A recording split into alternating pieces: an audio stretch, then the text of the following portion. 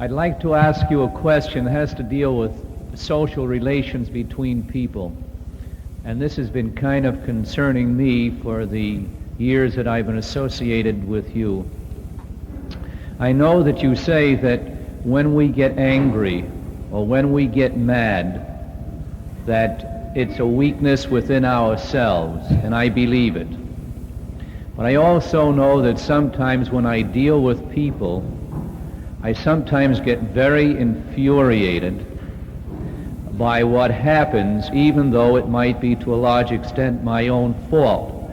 And I feel sometimes a great anger growing within myself that I wish to express right then and there.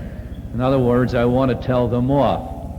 So I'd like to know this, Maharishi, and perhaps you can help me. I know that when we do speak words that are negative in anger, they do pollute the environment. But I also know if I hold this anger within myself, I will feel a great stress. So I'd like to know how best to handle it. Can I express my anger, or should I somehow or other deal with it in a different manner?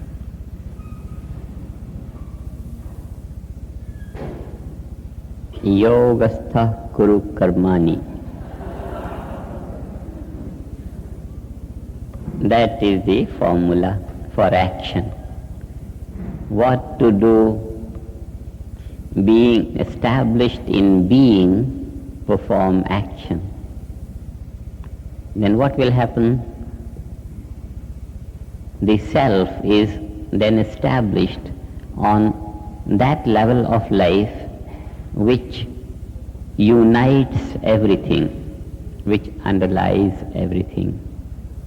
Then everything is more in terms of ourself.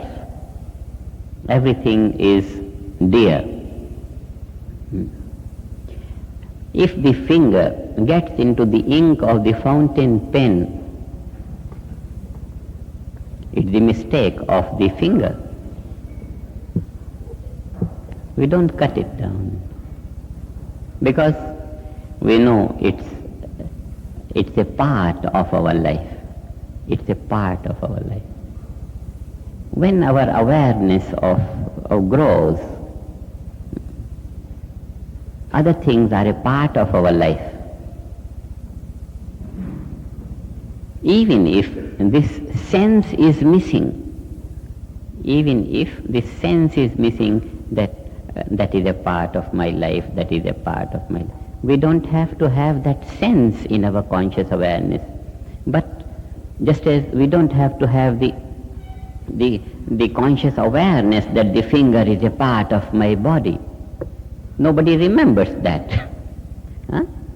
In our mind, we don't remember that body is mine, finger is mine. No. Spontaneously, the awareness is such that the body is mine and this is mine and this is mine. So, when our awareness is limited to the body alone, then spontaneously, without even remembering or memorizing, the finger is a part of our body, and spontaneously the behavior towards the finger is very intimate, absolutely intimate. Like that, when the awareness broadens, and it does broaden as we dive into being more and more, with the infusion of being more and more, the awareness broadens, and everything spontaneously becomes a part of our being.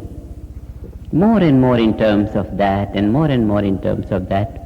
So just as we don't punish the finger for having been in the ink, it's a mistake.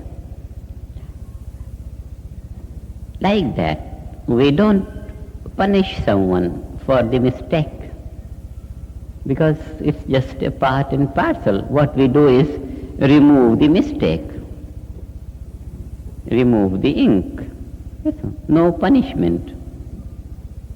So the punishment comes with our, first thing, with our inability to have that cordial relationship, to have that sense of oneness and love and dearness, that in a spontaneous manner, it's a level of consciousness. It is spontaneous. It's not a matter of intellect. We don't have to analyze. It's just a spontaneous awareness. And then that is the spontaneity of the feeling, that is the spontaneity of behavior without understanding, even without feeling. That's the level of life. And this is the characteristic of broadened awareness. Broadened awareness.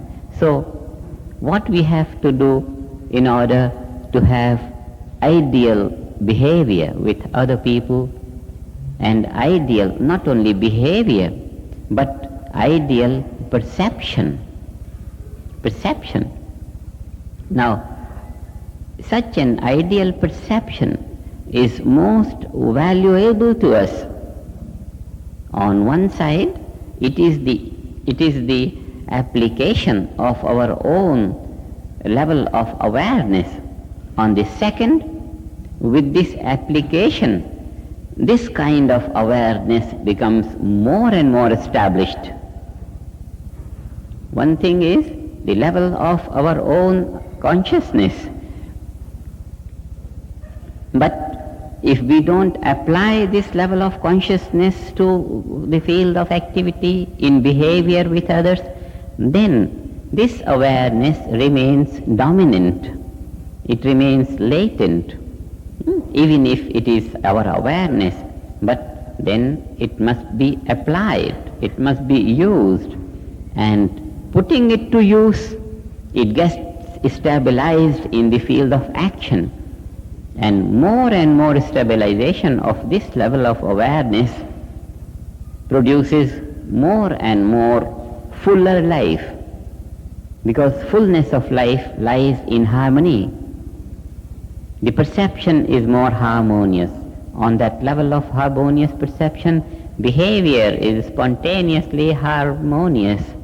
And this harmonious behavior, firstly, does good to our life in the environment. Secondly, it stabilizes, it integrates our inner value in the outside, both together. The environment becomes enriched and the life becomes enriched, and in a spontaneous manner.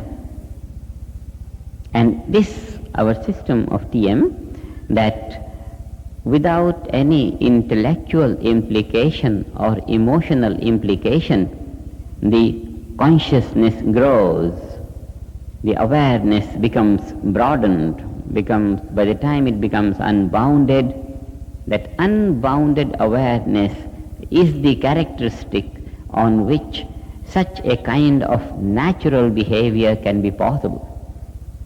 Because once that awareness is there, established, behavior will always be ideal. Just as we behave with our body without thinking and even without feeling, in a very loving way, spontaneous way, so also we behave with everything else. And this is when the limited boundaries are broken, and they are not broken anywhere. Only the ignorance that limits our perception and that limits our behavior, in the sense that behavior becomes complicated, it's all due to the limitation of our awareness. And as we dive and as physiologically, as our stress is released, deep-rooted stresses are released, more and more spontaneously our nervous system, our body becomes capable of reflecting that pure awareness more and more. So what we have to do is create a situation so that spontaneously that pure awareness is reflecting from our body, and on that basis understanding will be so profound, sharp and perfect. Discrimination will reach its height. You don't have to think and analyze to discriminate. The whole thing is on the surface. Because the deepest value of life is vibrating in your perception, in your feeling, in your understanding, and that translates into action. So the whole field of behavior is dependent on what we are, how small or how big, how limited or how broad we are in our awareness. And spontaneously, that is the level of behavior. Doesn't matter what. So, it's not only, see, the life is wholeness. Life is wholeness. When we live life, we are living wholeness. And it's not possible to control wholeness by amending parts. Some aspect, anger or greed or this thing or that thing, these are the aspects. So the wholeness can neither be amended nor be properly analyzed or understood even by taking care of the parts. On the other hand, parts can be enriched by the blossoming of wholeness. Awareness is wholeness. Perception, behavior, these are the channels of application of that wholeness. So there is no way to try to improve the parts without improving the totality of our life. That is why the basic thing to improve any aspect of life, and behavior is a very, very important aspect of life. To do that, we just broaden awareness. And to broaden awareness, we make use of nothing other than what life is. Life as life, infinite, unbounded, eternal. And therefore, we just open our awareness to that. We open and know it, know what we are. And once we know what we are, there is no restriction, no limitation.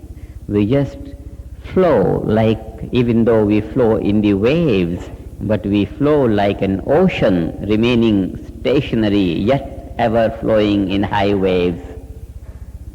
The ocean never flows, but it flows in waves. Altogether it flows without altogether flowing. So when we behave established in that wholeness, behavior is compatible to that wholeness. And in the wholeness, only evolution is possible. No negativity is possible. Wholeness is the summation of all positivities of life. So anger or whatever, these are all the resistances, as if resistances for the blossoming of fullness of life. And we handle all that through meditation and action. Meditation and action. Thank you.